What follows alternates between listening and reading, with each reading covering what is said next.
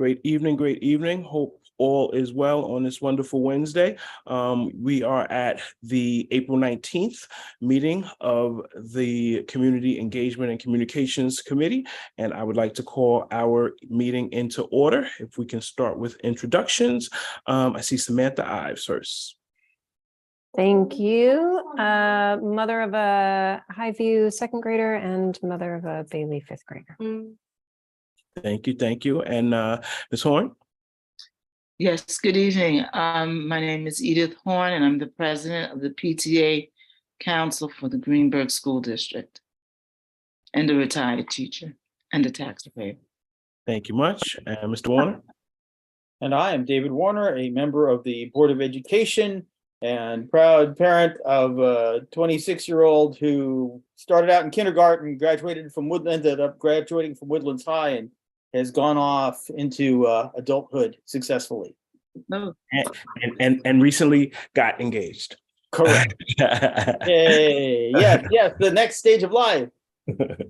And I'm Jamal Thomas, the committee chair here, also on the Board of Education.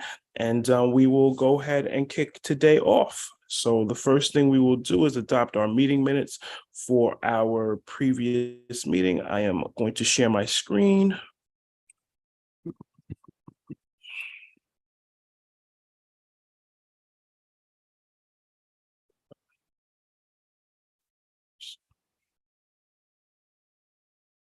You guys see? No, it's Not yet. There we go. There we go. So on Saturday, March 25th, we started our meeting at 11 a.m. There were introductions. We had David Warner. I'm so sorry here. Does anybody know how to spell David Leese's name? It's not live. L-E-I-S. Thank you very much. David Leese, Edith Horn, Stephen Morton, Kelly Johnson, and Samantha Ives were in. I came back in. The T came back in. Siri here. Let me know if I can't help. Siri Oh, doesn't. I didn't ask for your help, Siri. It jumped back into Johnston. Okay. Goodness. Why am I not? How do you spell Johnson? I'm having a brain thing right now. Johnsson.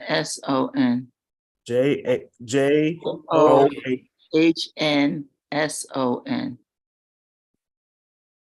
No. Yeah, you got it. Yeah, there you go. I'm not sure what was going on there. Apologies. Samantha, Katie, and myself. We had some district updates from Mr. Warner around the WISE 50th anniversary. I believe we'll have a little bit more information on that this evening, as well as the K-12 art show. We had a suggestion on the art show, and Mr. Morton's not with us, but that potentially doing like a photography workshop during that. The scholarship fund flea market, as well as a discussion around some options we are debating around our current facilities, updating our roofs. We closed our meetings with quick discussion around the play, and the idea of trying to avoid censorship in environments like that. Also discussed some money for stage lighting to the budget, and because right now we do rent the lights. I did not finish this statement. That Woodland can be an incredible school for drama. Was what I meant there. And then we also talked about the budget and potentially reducing the tax levy in the upcoming budget. It was mentioned that we should try to communicate the bond and the budget in unison as much as we can. And then we just mentioned the Board of Ed elections that are coming up on the 16th of May. Does anybody see anything else there that needs to be adjusted? I don't see any additions, but for the sake of grammar, roofs, even though it's pronounced with a V, should be spelled R-O-F-S. No. Spell check didn't even help me out there. I know spell check is Weird. that one's up for debate, but it's Weird. Anything else?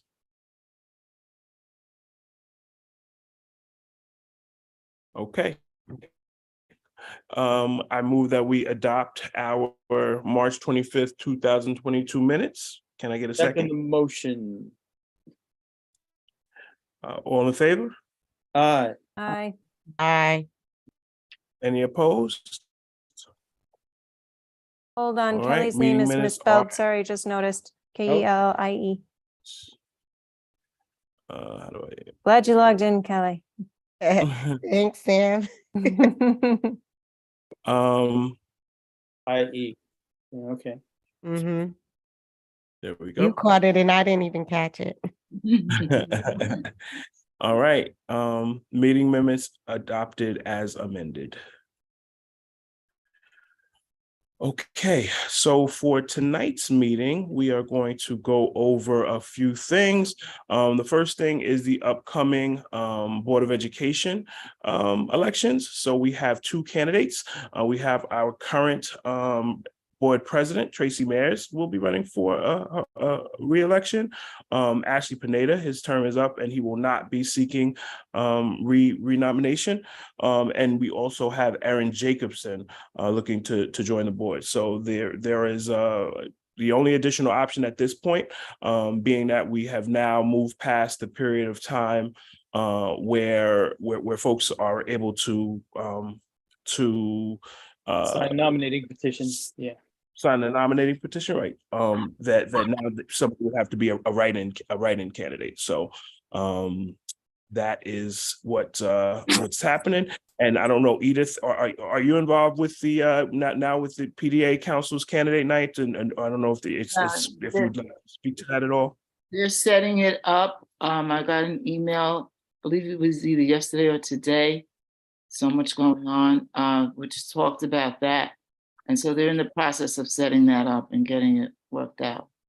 So, I mean, it looks like the May 5th at 7 p.m. is David, that's what you were given, David? Is it May 5th or May 3rd? Or is it May 3rd? I've got May 3rd. 3rd, yeah. Okay, I don't so know why. I don't know why that changed in my email. no problem. So May 3rd It should be May 3rd. May 3rd at 7 p.m. in the Woodlands Middle School cafeteria. Do we know whether that will also be online? The event will also be posted on YouTube, or will it be live on YouTube? That I'm not sure about. Okay. So we won't have another meeting before then, but we can I guess request that it's that it is done live on YouTube. I know there's supposed to be a link put on the district calendar that will point to it. Okay. So whether that means Zoom or it's a YouTube you can watch thing, I'm not sure. Okay. Got it. And so yes, that will be the 3rd at 7 p.m. Folks can come in person at Woodlands. PTA member Christine Kane of LFJ will serve as the moderator. And we will also have 2 student council members, which is pretty awesome. I love to see students being added into the fold when it comes to that. Anybody have any questions or things that they want to share related to either the election or candidates night? Not at this time. I'm trying to find the email that I received, but you continue, and if I get it here, I'll chime back in. Okay, cool. And since we started from an introduction perspective, we had Kelly Johnson and David join us. So Kelly, if you can introduce yourself quickly. Good evening. My camera, it's so dark in this room. That's why I have the camera off, because No worries. can't even see me anyway. But just want to say my name is Kelly Johnson. I'm a mother of a 7th grader, also graduated from Woodlands High School. And that's it. Okay, I have the information here. And it's basically what you said. Already it's going to be May 3rd at 7 p.m. at the Woodlands Middle High School in the cafeteria. We're hoping that people will join us. Tracy Mears, Erin Jacobson will serve as the candidates. The PTA Council is sponsoring this. Christine Kane from LFJ will serve as the moderator for the evening, along with 2 student council members to be announced. Did you say their names, Jamal? I don't recall just now. I did not say their names. I'm not sure that I saw their names. So the 2 student council members that's still to be announced. Okay. Okay. Okay, and it also says here that David Warner will be mentioning that tonight, which you just did. Okay. Okay. Well, actually, Jamal mentioned it. Okay. That's it. Thank That's you. the information. We share these things. Okay. Yes. Thank you so much. And Mr. Lees, if you could do a quick introduction. Certainly. Thank you, Trustee Thomas. Good evening, Trustee Warner, and all of our wonderful community members that have joined us. David Lees, I'm the Director of Technology and Innovation. All right. All right. Thank you so much. So up next, I'm going to hand things over to David for discussions around the Woodlands High School Fun Flea Market, the WISE 50th anniversary, the Greenburgh Town Art Show, as well as the upcoming budget. Okay. At last night's Board of Education meeting, the board adopted a budget of $78,032,174. The budget consolidates some academic programs into one position, provides an additional 2 to 3 special education teachers based on need, changes the early childhood program teacher year to match that of the other teachers. It got a little longer now. They were coming in with a few fewer days before. Provides supplies and materials, funds contracts for a diversity, equity, and inclusion consultant, offsets gas and electric cost increases, provides funding for judgments and assessments, funds programs and professional development related to restorative justice practices. It's a new initiative, district-wide, and social and emotional learning. Provides a college and career readiness teacher and provides a security coordinator stipend. The budget includes a capital interfund transfer of 1.3 million. That's a normal thing we do every year to fix things, which we plan to devote to replacing part of the RJ Bailey roof above the auditorium and replacing Highview 3rd grade wing windows and wall. The tax levy increase is 3% because home values have increased dramatically. The tax rate per $1,000 of assessed value actually decreases from this year's $1,515 down to $1,462. But as your home value increases, the money coming out of your pocket goes up, which is good if you're selling your home or if you're getting a second loan to put your kid through college, but not so good for paying the taxes. If your average home was assessed at $516,000 last year, you paid $7,815 in school taxes, assuming no star. This year, your home assessment goes up to $558,100, and you pay $8,160 in taxes.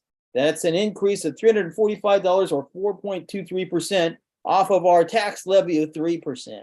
So, can you win? That's where we landed. If you have questions about the budget, the next Finance and Facilities Committee meeting is tomorrow evening at 6:30 p.m. in Woodlands Innovation Lab. You can also participate via Zoom through a pre-registration link on the district website. Budget information is also posted on the district website under the budget menu item. Just look up at the top for budget, click it, you're there. There's a budget hearing scheduled at the Board of Education work session on Tuesday, May 2nd at 6:30 p.m.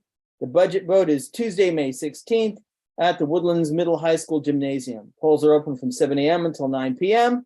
If you have questions about voting, contact District Clerk Christine DiFrancesco, K DiFrancesco, DIFRANCESCO at greenburghcsd.org. That's KDIFRANCESCO, DiFrancesco at greenburghcsd.org.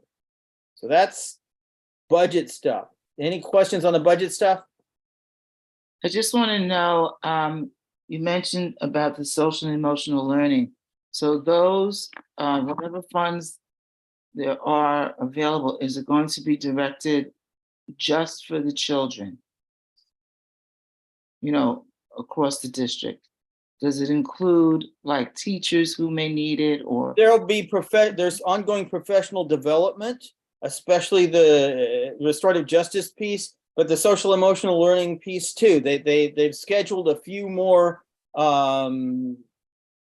days during the next calendar year for teachers to go off and get trained, and then they execute it in their classrooms. So in terms of expenditures, it's soft money. It's not like I'm going to go buy my social and emotional development kiosk. It's all ideas, right? So you train the teachers, and then teachers carry it out with kids. Okay. All right, thank you. I have a quick question, David. Sure. I know there was a debate about hiring a dean or putting a dean on there for the high school. Did they end up including a dean in the budget? Not yet. I can tell you that there is in the works a retirement incentive. And if highly paid teachers choose to retire, then they may be replaced by teachers who are newer to the game, and their salaries will be slightly less, and that may free up a little bit more funding, and we may be able then to fund some things that we weren't quite able to fund. Okay. So our budget is set, but if we can reduce our expenses that way, then we'll be able to do more than we have in the budget. Okay. It's not a done deal yet. And Kelly, just for kind of our edification, is that question coming from a perspective of you believing that that's something that we need, or like where's the question come from? Just out of curiosity. I do think they need one. I think I'm partial because when I went to Williams, we had a dean, and I thought the dean did a great job at. I know there's like a debate about like there's like a punitive thought to having deans, but I think what happens is I think it's pulling a lot out of the administrators, and they're forced to have to deal with more disciplinary things, when if we have a dean, they could still do the restorative practices within that, but it would at least free up the administration to do other administrative things that they should be able to do. Yeah. Got it. Yeah, I mean, I think sometimes the term dean is loaded, and like it's people think of it as something very specific, where in a lot of places it's changed, and there's some places that are not, even using it anymore. They'll just use terms like director of culture and climate or something to that effect. But at the end of the day, having somebody who is able to work with students to help them understand what it means to be the best versions of themselves, and respect and restorative practices, all of those things, they are key. And with or without a dean, they're things that are being focused on in this budget and by the by the board and the administration. Okay. And we have had this discussion amongst the board members and with the superintendent, and she's got a more progressive view of what a dean should be than the old school idea of what a dean is. So what you've said exactly. I have a question about the professional development line item. Does that include support staff, cafeteria staff, even bus monitors and drivers? How extensive is the professional development portion of that? I know that every time we've had a convocation and for a lot of professional development days, they try to make sure that the non-instructional staff also has some professional development. I know that there's some safety training and first aid training that happens for drivers and monitors every year. I don't know what happens beyond that in terms of training during the year. I can check on that. Okay, PD for Yeah, I'm curious about it as a budget line item, and I'm curious about it also under the SEL and restorative justice tabs. We've had these discussions in multiple meetings, and I don't need to harp on the subject here, but in general, our students' unstructured time is when they need the most highly trained support in those ways. And it's where they find the least support through no fault of the amazing people who are with our students. I don't think they receive the same training as a lot of our instructional staff, and I would like them to have that support. Okay. So that's monitors and, right, okay. Thank you for sharing, Samantha. I guess while we're at it, David, Monitors, yeah. I know you know some of the things that you're going to be doing coming up relate to how we focus on how technology impacts some of the things that are being discussed here around what a dean would do, what's happening during non-instructional times. I guess during those non-instructional times, phones, no phones. Like, can you speak to? Yeah, that's a big debate. Okay. Yeah, can you speak to how you view that, or some of the ways that you anticipate? Just anything you can share with in terms of your thoughts on how your charge can help to improve that. I'm this weird outlier. Okay, so I'm paranoid and I would want my child to have a phone in case something terrible happened, or I didn't know if something terrible was happening. Or if we had a lockdown or something, and I had a high school age child and they were at lunch, I would want to know where they were. So I kind of want I want children to retain their phones, okay, but not everybody agrees with that. Some people say that the phone creates another level of distraction, and that the best thing to do is to put a piece of plastic with a bunch of pockets over the door of the classroom, and when you walk in, you put your phone in the pocket, and when you walk back out, you take the phone out of the pocket. So there are people who feel like you should do that. There are people who want to disallow phones altogether during the school day. It's a debate. So, and my question wasn't specific to the phone. It was kind of, like the totality of the discussion. But yes, I would probably be on the other side of the debate in that the phones are just so distracting. But David, Ms. Elise, what can you share?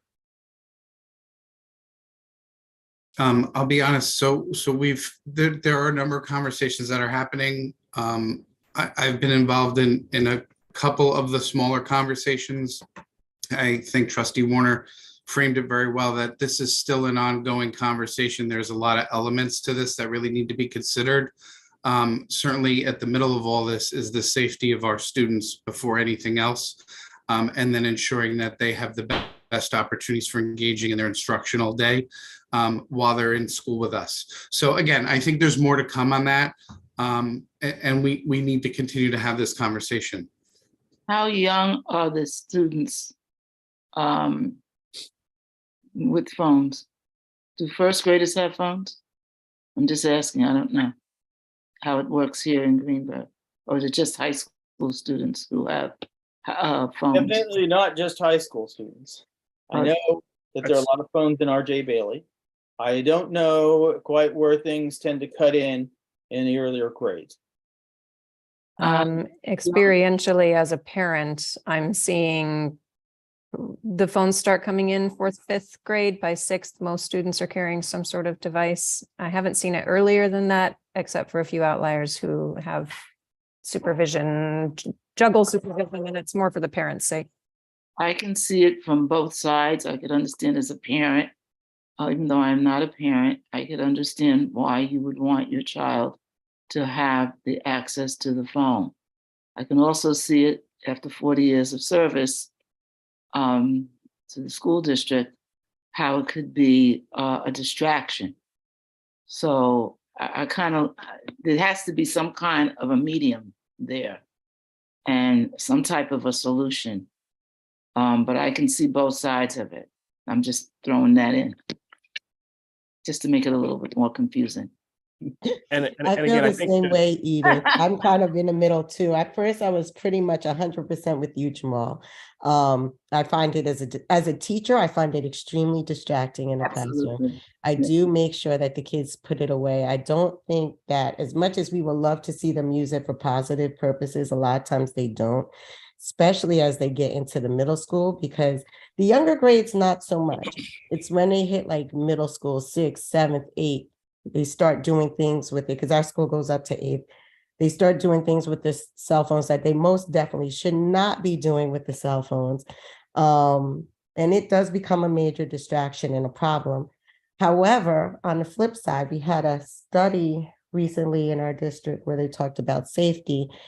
And they said that most people, when it came to like school shootings and things like that, it was thanks to cell phones that they actually received calls, because it would be somebody got in a building. Was it like it was before somebody, it could even get to the office? Like someone usually picked up their phone and they called 911 or something like that.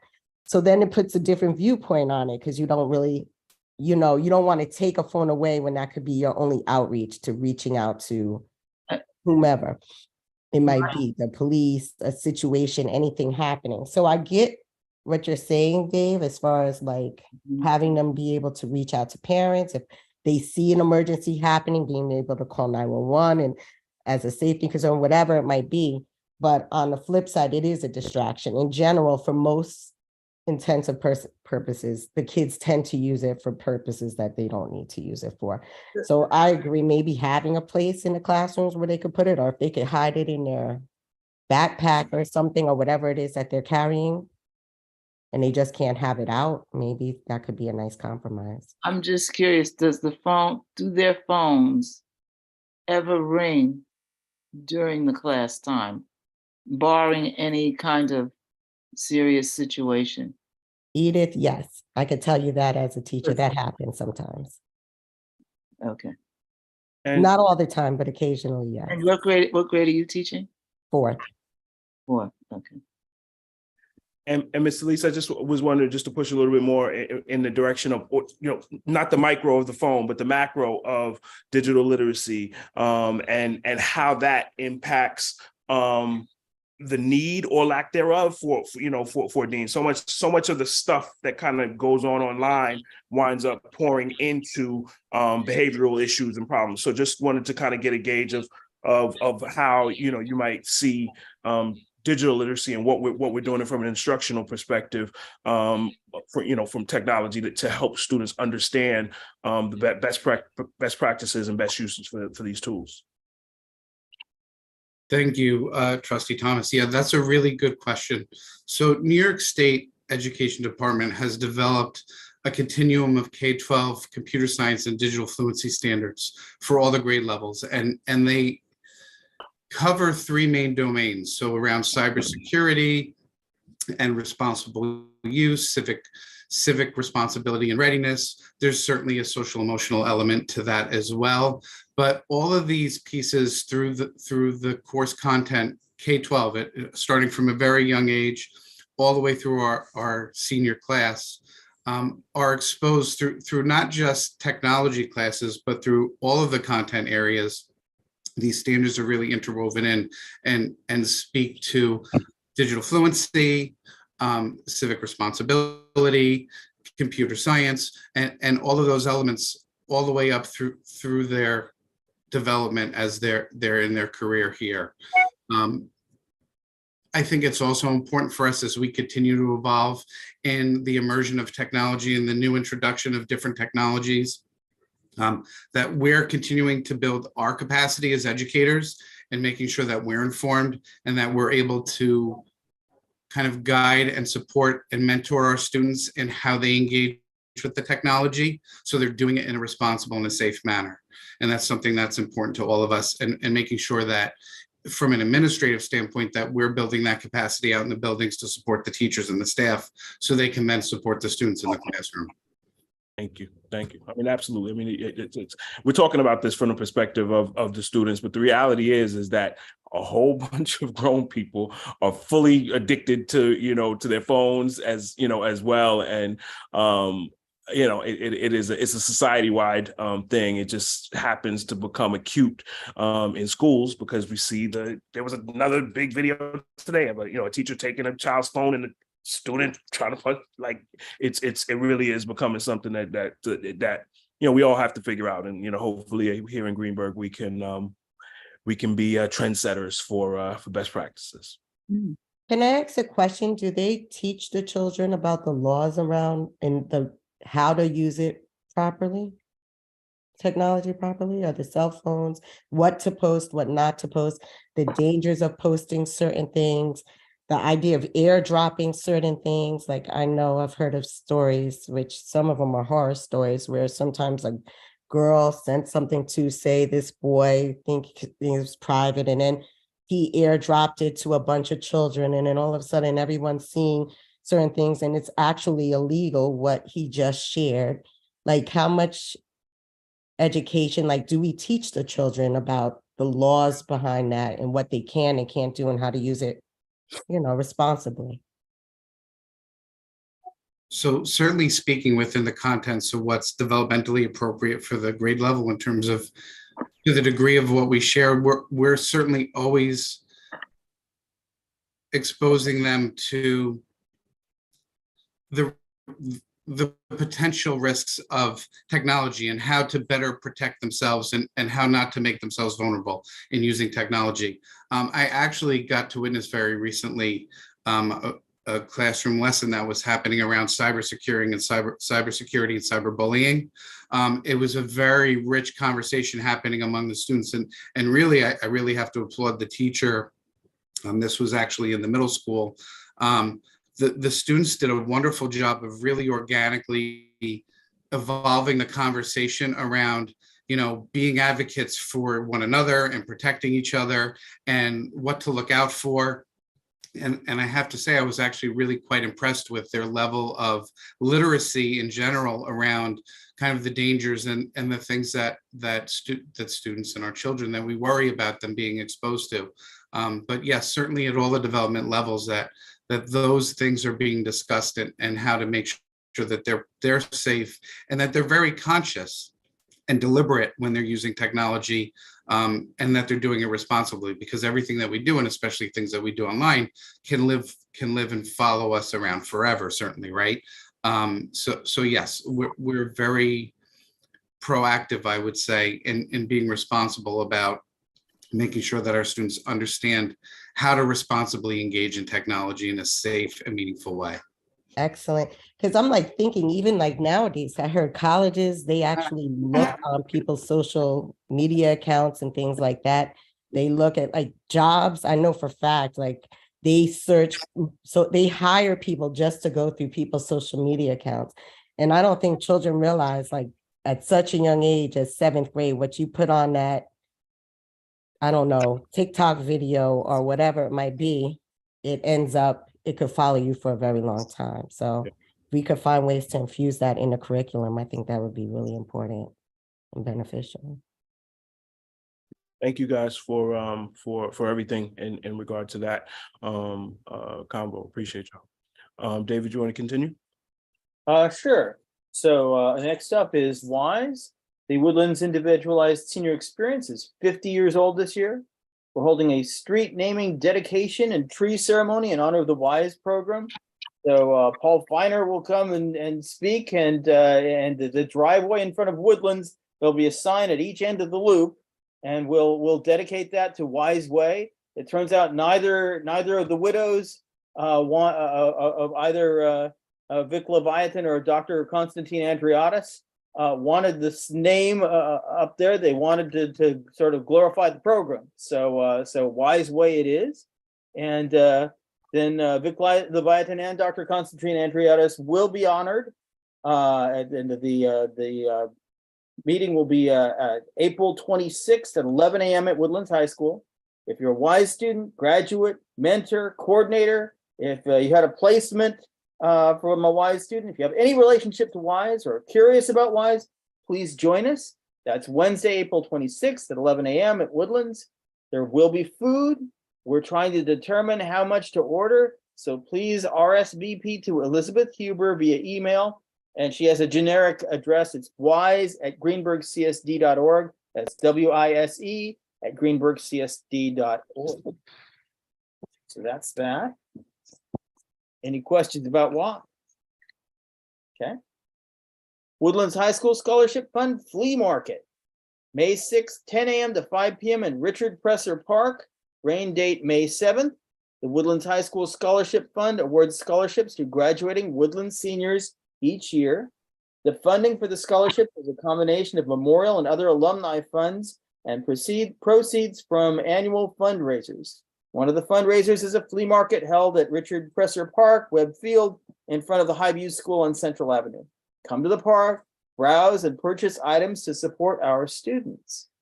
The group also accepts donations for the event and will accept help transporting tables, chairs, and goods for sale. So you want to help, donate, volunteer, whatever, contact Larry Lefkowitz.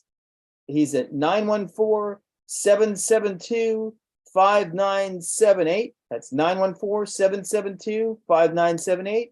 Or you can email him at lfkl@aol.com, lfkl@aol.com. Okay, then finally we have the Greenburgh Town Hall Art Show, which started out as a CEC initiative and grew from being a relatively small thing to quite an extensive art extravaganza at the Woodlands, at the Greenburgh Town Hall prior to the pandemic. And then everything shut down during the pandemic, and now we're starting to try and get things going again. So save the date for Tuesday evening, May 17th. This time is still to be announced. Student art from kindergarten through 12th grade is put on display for a month at Greenburgh Town Hall. We have an opening night ceremony in which we usually have some form of performance art. So sometimes it's the jazz band, and sometimes you have people from the chorus will sing, or people will read their poetry, right? So it's interesting. There are refreshments, and some of the student artists stand by their pictures and answer questions about them. Some of them are traditional pictures, and some of them are sort of three-dimensional presentations of various kinds. You never know what you're going to get. It's a very wide variety. It's a very relaxed and fun way of celebrating the talented student artists. Come enjoy Tuesday, May 9th at Greenburgh Town Hall. That's it. Tuesday, May 9th or the 17th? Oh, excuse me. That's right. They changed it. Right, exactly. So the reason I just in my head, because you Right, mentioned because I sent it out right after I sent it out, then they came back and said, oh, we're changing it to May 17th. You're right. which is also currently the date of our next CEC meeting. And so David had an idea, and I kind of like it, that we actually have our CEC meeting at the art show, and maybe we come 30 minutes early or stay 30 minutes late, but that we find some method with which to infuse a little bit of energy into the overall committee. Maybe something that we pass out to let people know what the committee is, and to join us in our in previous endeavors, and kind of push towards having more members next year. So I think it's a good idea. What do you guys think? I think I it's like that idea. it's very good. Can I And ask a question? Yeah. I noticed on the Greenburgh website, they had some IB something at the high school for art. Is that not connected to this at all? Is it? I think some of the art will get reused. So you have art from the kindergarten, right? So each school brings in their contribution of art and posts it in the hallways outside of the main room. We get ground floor. It's kind of prime real estate, but that means art teachers come from each different school. So there's some IB art that I think has been shown at the secondary school level, and that'll be part of the display. They may cherry pick the best pieces and put them in. So yes, I would expect that IB art will be part of it. Perfect. I love that idea. And I love the idea of meeting ahead of time and everyone just being there. I think that's great. Right. And so you get what tends to happen is the parents of the kids who are the artists, and the parents of the kids who are from the jazz band, and the parents of the kids who are from the chorus, they all tend to congregate. Okay. And so you get a heavy mixture of our people on the night of the opening, and then and some other community members will come in, and then over the course of the next month, anybody who goes to the town hall and wants to go somewhere, they pass by the art. So we get exposure during that month to a lot of people who are not from the district. So that's interesting too. who would we need to ask if we wanted to set up like a community engagement committee table or something, like something that, you know, where again, if we put together like printouts or something that let everybody who's coming to support the young people also know what we're attempting to do here. Sarah Bracy White. Sarah Bracy White. And she works for the town. And she, amongst other things, handles all the real estate of all the art in all the hallways. So there's stuff downstairs, there's stuff upstairs. She does a lot of art projects that should have dedicated her life to that. I'll come up with some. I think I have her email address. The other thing is that since this started out as a CEC event, there's usually a whole bunch of thank yous. And in with the thank yous, I traditionally, when I ran the CEC, I would give a little speech on the importance of art. And as the chair of the CEC, you may want to consider making a speech on the importance of art. And if you want to look at some of my old speeches, I've got that too. Okay. So, you know, your full membership, you're not just, you know, we're not just like a little guy on the side. I like it. Yeah, would love to please share whatever you can in terms of what you've, you know, what you stated in the past. It kind of, you know, in some ways even relates to, you know, arts. Obviously, there's the pictures and sculptures and all of those things. But, you know, we talked last meeting about drama and you know, it really is the type of thing that can light a spark, you know, for a lot of people. And you do a couple powerful shows, you tell a couple powerful stories. It can change the narrative of you know, of how What people in Greenburgh. Yeah. So I will tell you that what I would tend to do is the teachers set up the art, you know, before the opening. So you go in the day before, take a gander at the art, walk around, put a little bit of that into the speech, because it will change the character of your speech if you look at their actual art, and it's always different every year. Okay. I'm just I got to put these dates in my calendar like now, so I don't. Yeah, 17. And I got to move mine. Good. Okay. Did you have anything else, David? I believe that's it. So now we go to any concerns or questions or topics that everybody else wants to talk about. Precisely. Mr. Lees? I'm happy to announce, and I want to thank our trustees that are here with us again for their continued support to helping us continue to build capacity. But at last evening's board meeting, if you weren't aware, the board approved a contract for us to move forward with the work on revamping and updating our website presence in the district website. So so as part of the next step of that work, we'll be mobilizing a district-wide committee, and we'll be looking for certainly participation from the Community Engagement and Communication Committee. So Trustee Jamal, I take this opportunity as to formally invite yourself and anybody that you'd like to include from the committee to perhaps reach out to you and express their interest, so we can consider them for participating in a committee, so we can get feedback about how we can best build and poise the district to be able to bolster our communication and set up the website in a way that we can best support our community and our staff and students and the buildings. Thank you for that. Do you want to give quickly your vision for the site and you know, so that, you know, it's yeah, let's just hear what your vision is. Sure. So there's been a lot of great thinking around this from not just myself, but from a lot of folks, from other board trustees, other administration, certainly from the PTA. I've gotten a lot of feedback since I've come on board here with Greenburgh. And I think as the overarching vision, it really focuses around communication and how we best position the information available to our community and to our parents in a very user-friendly and accessible way by expanding out into updated technology through social media, having our own branded mobile web app. So whether you use Android or iPhone devices, you'll be able to have a direct automatic data-driven connection to the information that comes out on the webpage. Will also be published on the mobile app. There's a lot of other instructional implications to this new platform that we're looking to bring in that allow us to engage Google Classroom and a lot of the classroom communications to be able to allow teachers to better communicate information around what's happening in the classroom home to parents, not through the public facing end of this, but through the communication portion of the website tools that are available. Of course, everything we do will be with safety in mind and the security of our students. But overall, we're going to enhance our ability to communicate more effectively in a more user-friendly format and more accessible format.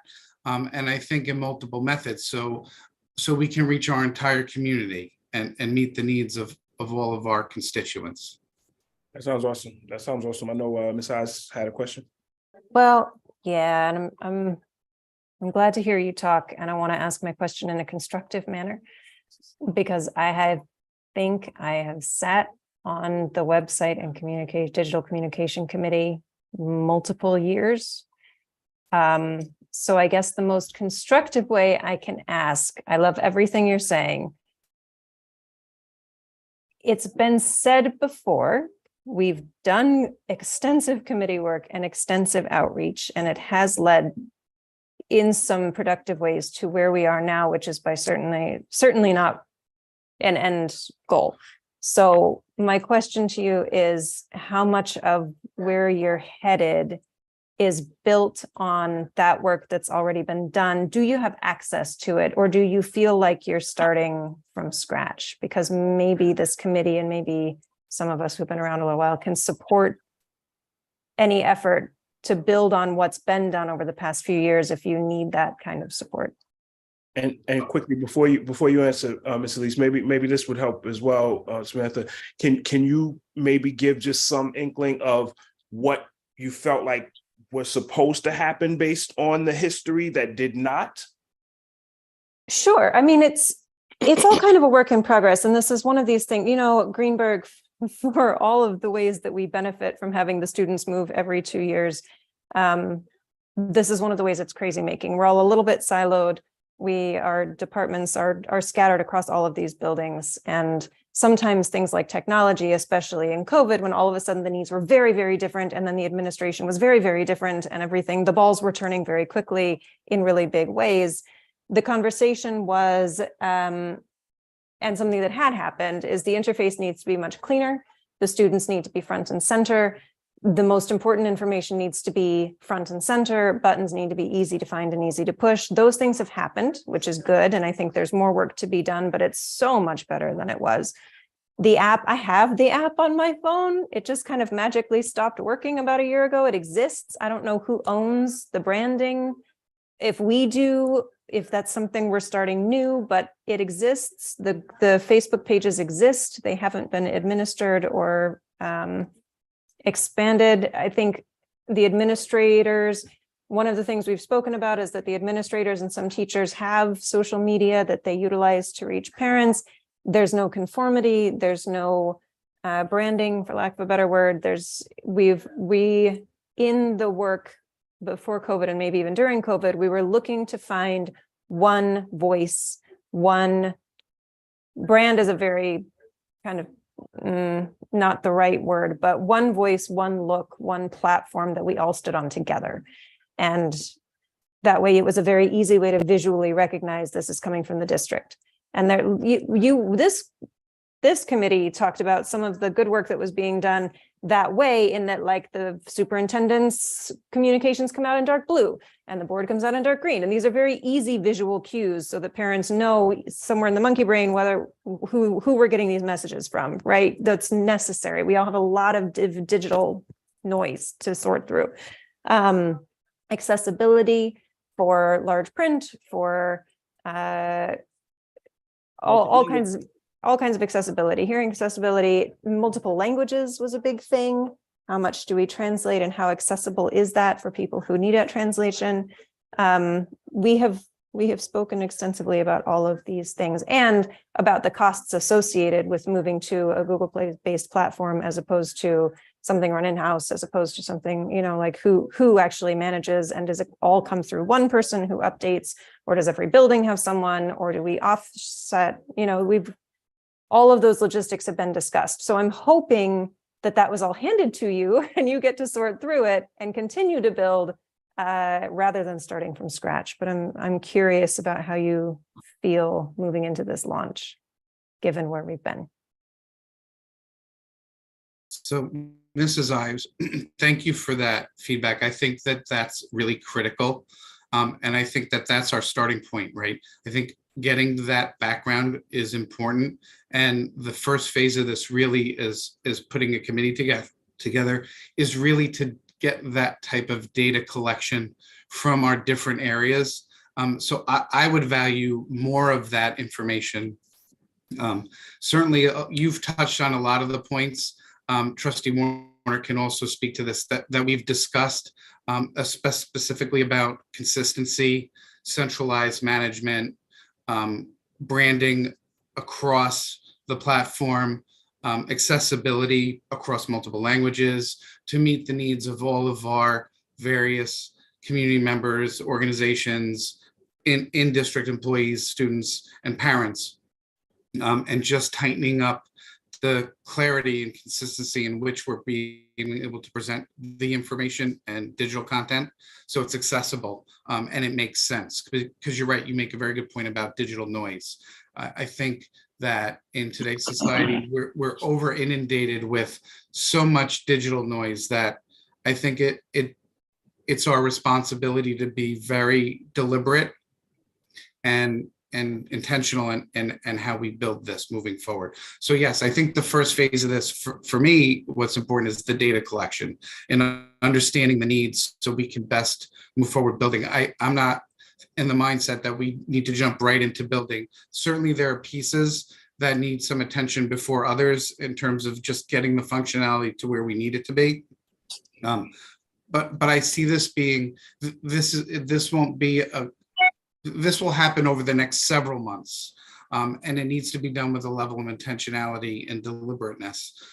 So I am going to be looking and soliciting for feedback from many areas throughout the community, both internal and external.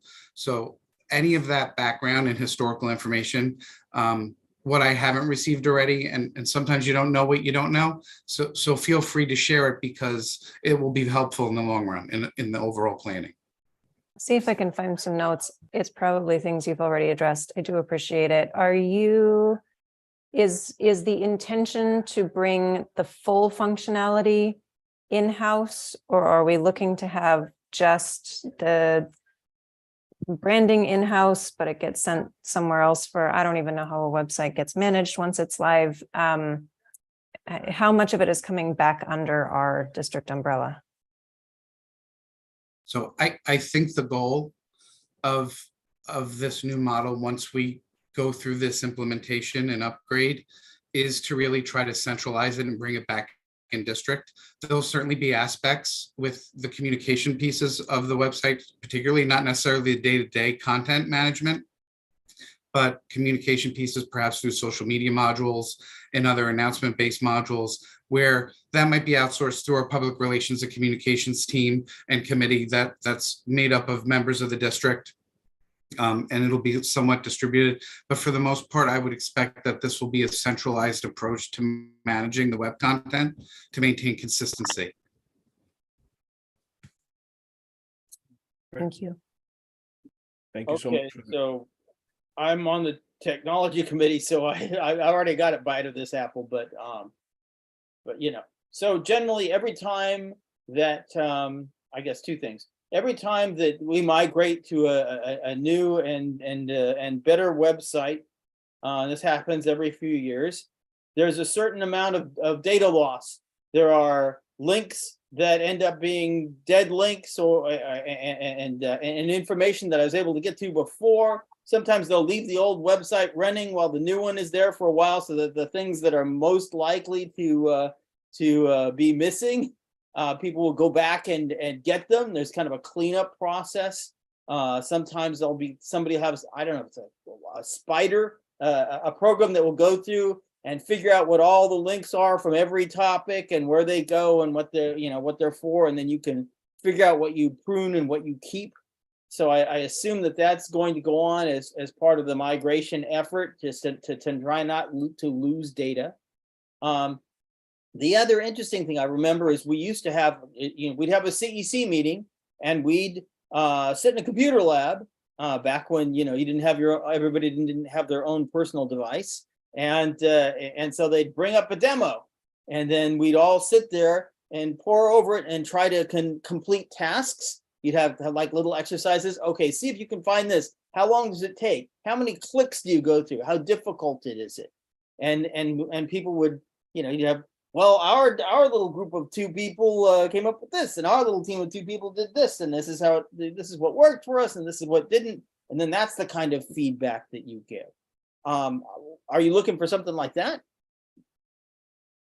So that's a good question, Trustee Warner. I think there's 2 approaches to that. Certainly, the current platform we have luckily has, to a small degree, an analytics back into it. So we're able to use that indirect feedback to look at kind of where our heavy hitting pages are and see where our most visited areas are. But just from a systematic approach to doing this kind of project, I mentioned a phase of data collection and needs assessment and kind of wish list items that we would collect through the different user groups. But another piece of this would have to be to go through the existing site and literally inventory all of the assets on all of the pages, and then in the appropriate forum, really discuss and vet what stays, what goes, how that transforms, and then how that will really be evolved into the new presentation within the new platform. Because you make a good point. I think to be thorough in this, again, I don't think that this work happens overnight. I think it has to happen with a level of intentionality and making sure that we go through process. So certainly understanding the needs and what we need to deliver at the end, making sure that what we have is the integrity is maintained and migrated appropriately. Anything that needs to be evolved or archived or purged is done as well. So we're not just taking one piece and putting it into another without really cleaning it up. And then inventing or creating the new content and new elements that we want to expand and realize that we haven't been able to take advantage of yet. And then actually to build it, test it, prototype it before rolling it out, and then maybe expose this to some of the user groups prior to going full-blown public, right? So there are multiple steps in this process. So from a goal perspective, is this something where we anticipate it launching in conjunction with the new school year? Is this something where it's more of a year after that? Like what are our thoughts there? I think we will certainly launch the new web presence within the 23-24 school year. Being as we're starting this project, coming on board, let's just use a May 1st start date at this point where we are in the month as our kickoff. I think we're looking realistically between 6 and 9 months to do this properly. That's not to say that we can't stage this to be rolled out so that we have a public district and building level front end, and some of the child pages or 2 or 3rd or 4th tier pages come in phases after. But I think we would do it so it's done. It's not done piecemeal. It needs to be done where we get to present it in its holistic form. Yeah. Right. But I think realistically, you need to think about this in a 6 to 9 month process. And then I mentioned stuff like this a lot, and I think that this is a part of what you were saying when in terms of kind of your user groups. I would certainly invite us to make sure that students have something, what's going to make them want to not just interface with this so that they can come and get some information, but what will make them want to add to the website, what will make them want to be a part of our web presence from every Friday download or something, like those types of things. If they feel like they have some inclusion in it, and their friends are included in it, then it becomes a space that's a broader community space, as opposed to just something that people go to look at the calendar or, to download some form. That's a very good point. And again, very good feedback. These are the types of pieces of information, I think we need to really be thorough in our new design and include all of these elements. So thank you for that. Thank you for all your, I think, Samantha, did you have something else? Just a quick question, Mr. Lees, is your email daily@greenburghcsd.org? It is. Yes, Great. thank I've you. Ms. Ives. found some archived email detritus that might or might not be useful, but I'm going to send it your way. And maybe is there anybody else that he might be able to, like, who were the conversations with that where I don't know whether like, would it be like Lasers Archives or something like that? I am 100% sure that Lasers Archives would have this. Jackie Burton sat with us on the committee. Tracy, I don't know that she was there necessarily, but she was CC'd on all of the information. Again, these are, and even what I have in paper trail is building off of the year or two before that of committee conversations. So I'm sure it's all out there. Hopefully I can send something useful, and if nothing else, it may just be interesting to see the conversations that have been had. Yes, thank you. I appreciate that, Ms. Ives. I'll look forward to seeing that email. Thank everybody. Thank everybody. Does anybody have anything else they want to mention this evening? All righty. Well, on that note, I'm going to remember this time to request that we get a motion to adjourn the meeting. I move we adjourn this meeting. Okay. And I'm going to remember that I have to ask for a second. I'll Second. second it. Okay. All in favor? Aye. Any opposed? All right, good folks. I look forward to seeing you guys at the art show. There'll be some communication ahead of time in that regard, just because I want to make sure we do this as a really good community event. So looking forward to seeing you guys there, and thank everybody for their time this evening. Thank you. Thank you. Thank you. Bye.